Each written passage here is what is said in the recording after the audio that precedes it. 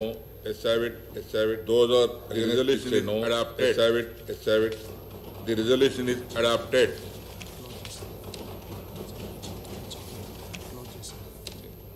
All papers included in the regular supplementary agenda included in the regular on the supplementary agenda are laid on the table of the House.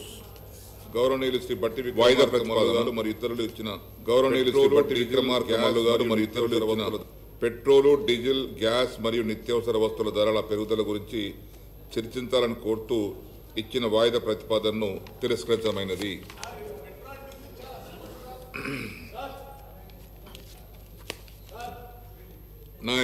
Now I request the Minister for Animal Husbandry and on behalf of the Chief Minister to move the motion for taking into consideration of Telangana Goods and Service Tax Amendment Bill 2022.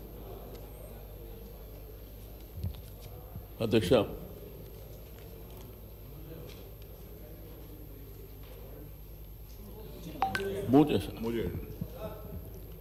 Adhyaksha, GST Bill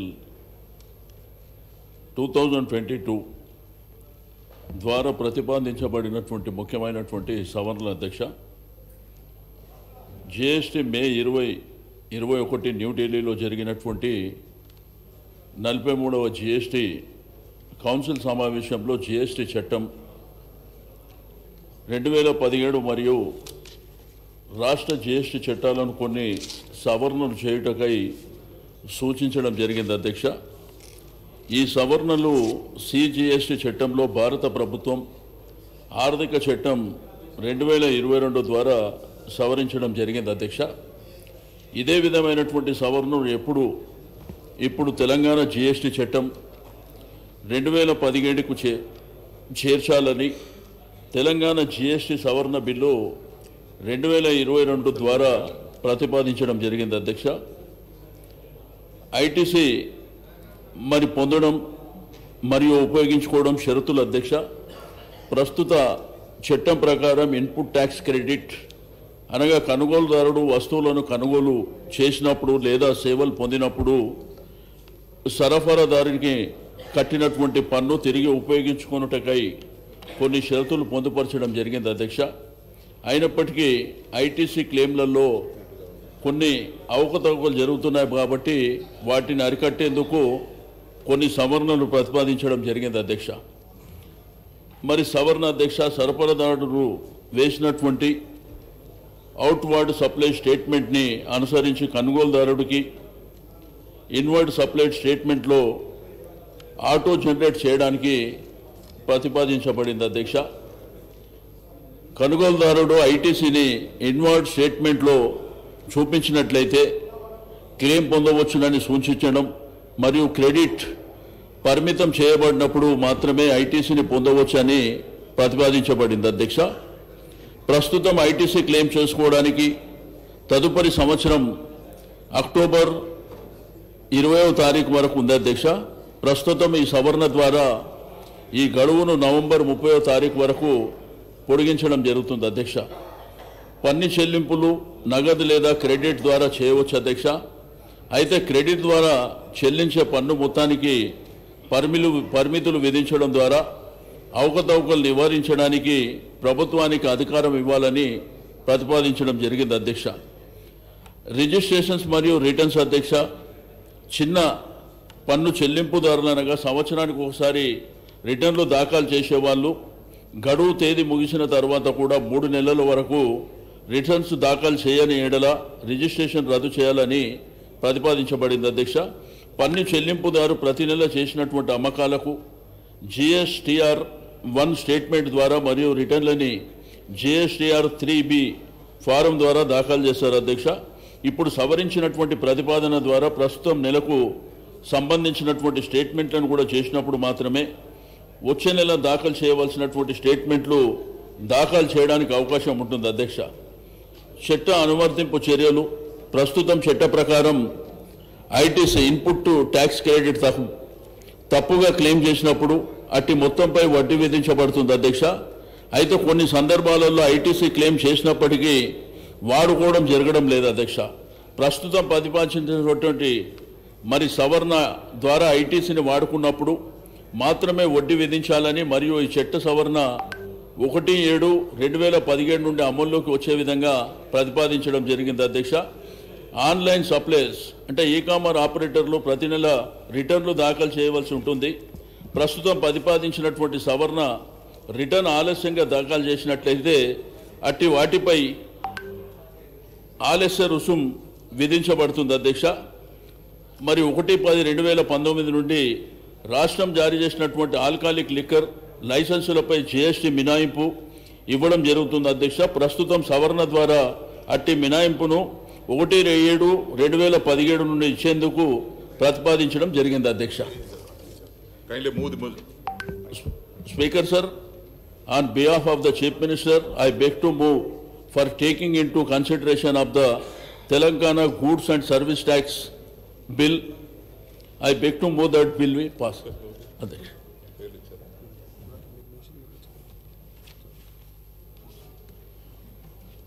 Motion moved. I request the Minister for Animal Husbandry to explain the aims and objects and salient features of the bill. ఇంకా further ఏమైనా చెప్తారా? Already ఇప్పుడే explain చేయడం జరిగింది కాబట్టి మరి గౌరవ సభ్యులు బిల్ని పాస్ చేయవలసిందిగా రిక్వెస్ట్ చేస్తుంది. గౌరవ సభ్యులు శ్రీధర్ బాబు గారు. అధ్యక్ష, ఈరోజు జిఎస్టికి సంబంధించి వాళ్ళు ప్రతిపాదనలను అమెండ్ చేయడానికి మరి బిల్ రూపంలో వచ్చిన సందర్భంలో ఇప్పటికే అనేక సందర్భాల్లో సామాన్య ప్రజానికం ఇబ్బంది పడతా ఉన్నారు అధ్యక్ష. మొన్న ఈ మధ్యలో జరిగిన జిఎస్టి కౌన్సిల్ సమావేశానికి సంబంధించి తీసుకున్న నిర్ణయాల మేరకు మరి రాష్ట్ర ప్రభుత్వ ఖజానాకి నిధులు వస్తున్నాయని సమకూరుస్తున్నాయని అనేక సందర్భాల్లో రాష్ట్ర ప్రభుత్వానికి సంబంధించిన ప్రతినిధులు మాట్లాడుకున్నప్పటికీ ఈరోజు మనం తింటున్న ఉప్పు దగ్గర నుంచి మొదలు పెడితే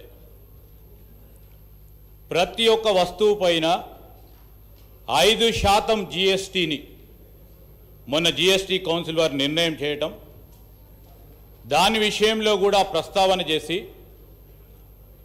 ఈరోజు ప్రధానంగా పేద ప్రజానికానికి సంబంధించి అనునిత్యం ఉపయోగించే ఉప్పు, పప్పు, కారము, ఆఖరికి పెరుగు, లస్సీ పైన కూడా 5% జిఎస్టీ పన్నును విధించే కార్యక్రమం సెంట్రల్ గవర్నమెంట్ చేస్తూ ఉన్న తరుణంలో రాష్ట్ర ప్రభుత్వం దాన్ని మినహాయింపు చేసే కార్యక్రమాన్ని చేయాలి, లేకుంటే ప్రతిపాదన చేసి ఇది సరికాదని ఒక రెజల్యూషన్ మూవ్ చేసే కార్యక్రమం చేయాలి. మీరు ఎందుకంటే రెవెన్యూ వస్తుంది కదా, మేము ఒప్పుకున్నాము 2017లో ఒప్పుకున్నాము ఈ జిఎస్టీ బిల్లుకు సంబంధించి, మేము ఏం మాట్లాడకుండా ఉంటామంటే ప్రతి ఒక్క ప్రజానికాని పైన పడతా ఉన్న ఇది 5% కానీ, అదేవిధంగా మనం చూస్తే అధ్యక్ష ఆఖరికి విద్యార్థులు ఉపయోగించుకునే పెన్సిల్, షార్పనర్ పైన కూడా 18% జిఎస్టీ సార్. అంటే విద్యార్థులకు సంబంధించి బుక్స్ కానీ వారి పెన్స్ కానీ షార్పనర్స్ పైన కూడా ఈ విధంగా చేసే కార్యక్రమం. గౌరవ సభ్యులు పంపు ఎవరి స్థానం వాళ్ళు కూర్చోండి. రైతులకు సంబంధించి deep tube well turbine pumps పైన కానీ, సెంట్రిఫ్యూగల్ పంప్స్ పైన కానీ, సబ్మెర్సిబుల్ పంప్స్ పైన కానీ 12% నుంచి 18% చేసింది అధ్యక్ష. మన అభ్యంతరాలు ఏ విధంగా చెప్పాం మనం కౌన్సిల్లో, ఇప్పటి వరకు కూడా ప్యాకేజ్డ్ ఐటమ్స్ పైన జిఎస్టీ ఉండే అధ్యక్ష. ఈరోజు రీటైల్కు సంబంధించిన ప్రతి అంశం పైన కూడా ఏది వదలకుండా జిఎస్టీ చేసే కార్యక్రమం చేస్తున్నప్పుడు మనము బియ్యంకు సంబంధించి కానీ, ఈరోజు ఎల్ఈడి ల్యాంప్స్, హోటల్ బిల్స్ 1000 రూపాయల కంటే అదనంగా ఉంటే వాటిపైన కానీ ఈరోజు అదేవిధంగా మనం చూస్తే అధ్యక్ష ప్రధానంగా పేద ప్రజానికానికి సంబంధించి అధ్యక్ష హాస్పిటల్స్ బిల్స్ చూస్తే అధ్యక్ష ఈరోజు రూమ్ రెంట్ ఎక్సీడింగ్ 5000 రూపాయలు పై జారితే దానిపైన కూడా జిఎస్టీ 18% వరకు విధించి ఇబ్బంది పడతా ఉన్నారు అధ్యక్ష. ఈరోజు జీఎస్టీకి సంబంధించిన అంశం వచ్చే వరకు మేము రాష్ట్ర ప్రభుత్వాన్ని కోరుతా ఉన్నాం అధ్యక్ష. ఈరోజు అత్యధిక శాతం నిత్యావసర వస్తువులు ఉపయోగించే ప్రజానికం ఎంతమంది ఉన్నారు?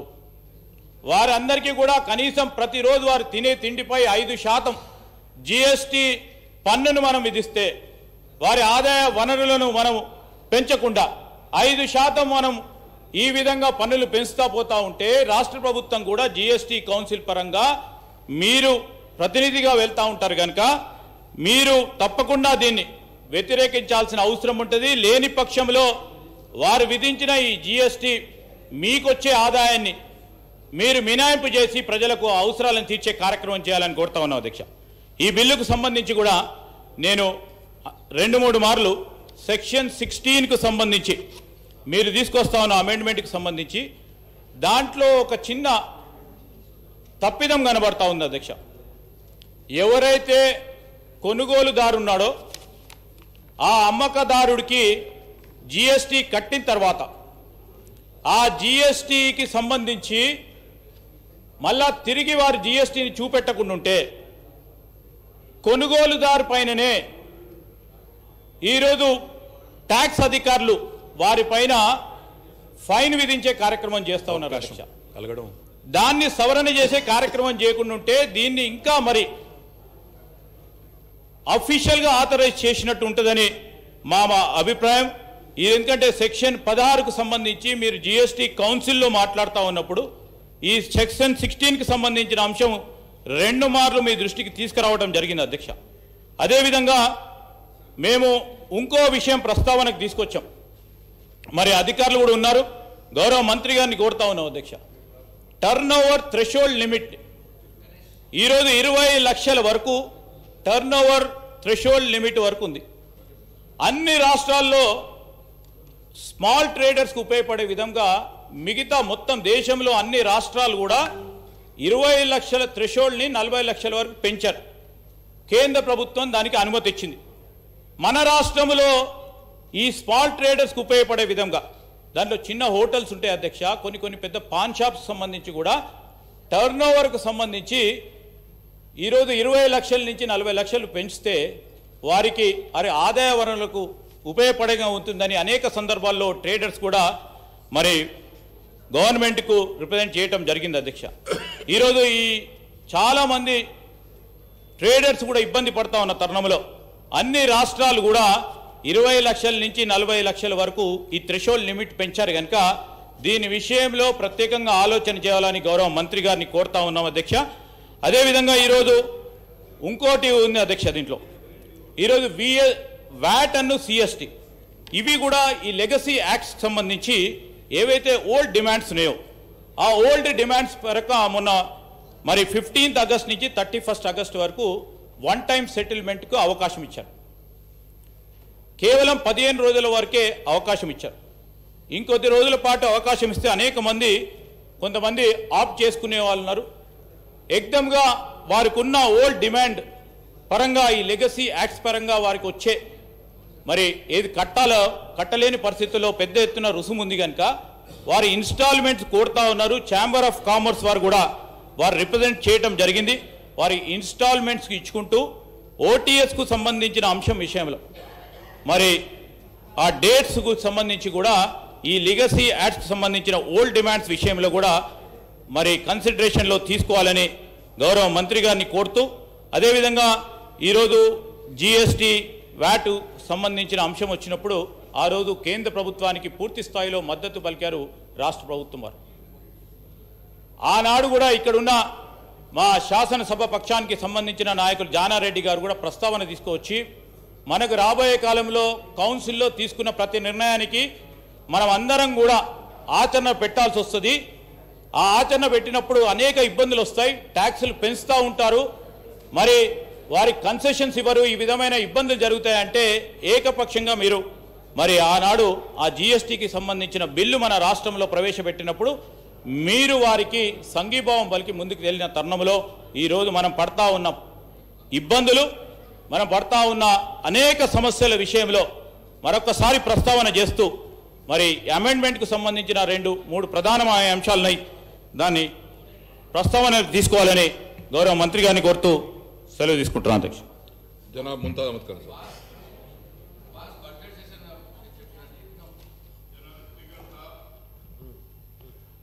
आज जो मिनिस्टर साहब जो बिल पेश किए, हमारी पार्टी उस बिल की तायीद करती है।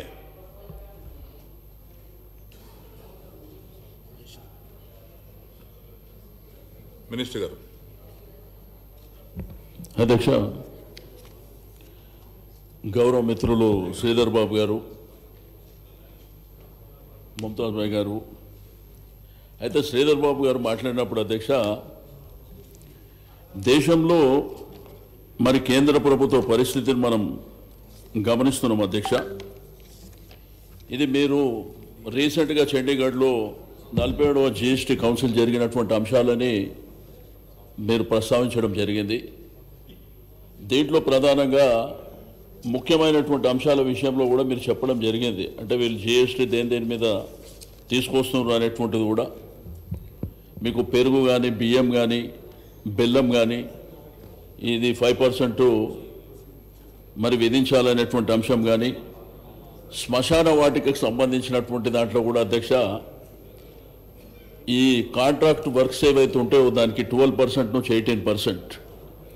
అదేవిధంగా ఆసుపత్రుల్లో మరి గది విషయంలో 5,000 కంటే ఎక్కువ ఉంటే దాన్ని కూడా 5% అని వారు ఇప్పుడే కోట్ చేయడం జరిగింది. ఇది రీసెంట్గా చండీగఢ్లో జరిగినటువంటి మీది. అయితే మనకేదో రెవెన్యూ వస్తుంది, మనకేదో గవర్నమెంట్ నుంచి మన వాటా మనకు వస్తుందని ఏ రోజు కూడా మన ప్రభుత్వం ఆలోచన చేయలే అధ్యక్ష. ప్రజల మీద భారం పడేటువంటి అంశాల విషయంలో మరి మనకు సంబంధించినటువంటి రాష్ట్ర ఫైనాన్స్ మినిస్టర్ గారు, మన అధికారులు ఎప్పటికప్పుడు ఆ GST కౌన్సిల్లోనే అపోజ్ చేయడం. మరి ఈరోజు ఏంటంటే అధ్యక్ష, సొంత ప్రాపర్టీ అంటే మన ఆ ఇంటి యజమాని కూడా ఇంతకుముందు మినాయింపు ఉండే అధ్యక్ష, అక్కడ ఇల్లు రెంట్కి ఇవ్వడం కానీ లేకపోతే మన కమర్షియల్ ఉంటే దానికి కూడా 18% అని.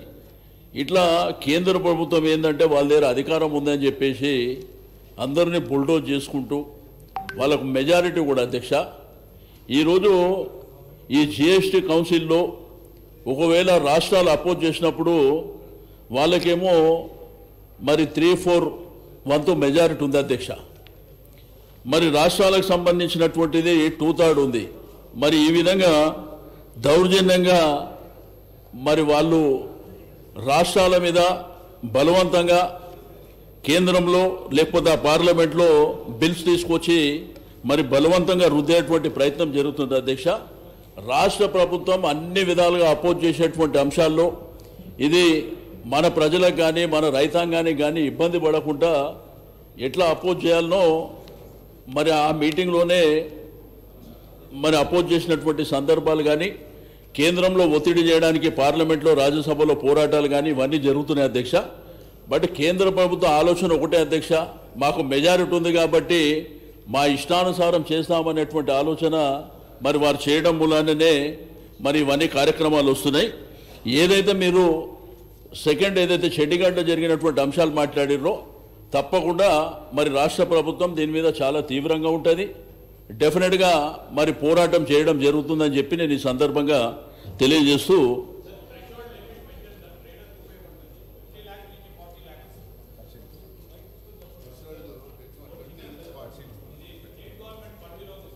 తప్పకుండా పరిశీలన చేస్తాం అధ్యక్ష, తప్పకుండా పరిశీలన చేస్తాం. ఎందుకంటే మా ప్రభుత్వమే మరి ఈరోజు మీకు అందరికీ తెలుసు ఫ్రెండ్లీగా ఉంటున్నటువంటి గవర్నమెంట్ తప్ప ఏ విధంగా కూడా మరి బలవంతంగా ట్యాక్సులు కలెక్షన్ చేసేటువంటి ప్రభుత్వం కాదు కాబట్టి తప్పకుండా పరిశీలన చేస్తాం.